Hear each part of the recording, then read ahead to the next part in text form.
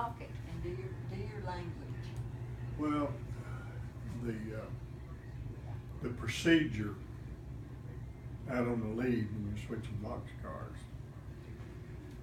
the foreman had a list. Of course, everybody, after I hired out, everybody had a list.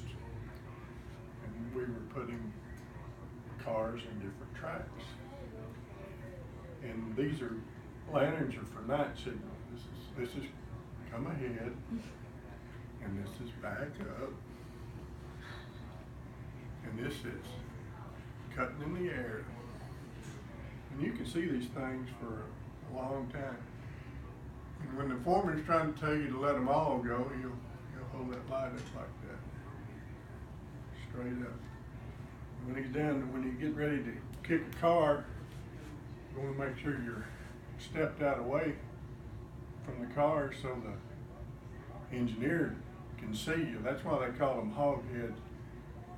When they lean it out the window there, you couldn't even see their neck. You stand out from the box cars and give a kick signal. And he rev up that engine, and when you think he's going fast enough, you give him a stop signal. It looks pretty neat at night. Somebody will line that switch and kick them again. And my daddy was an expert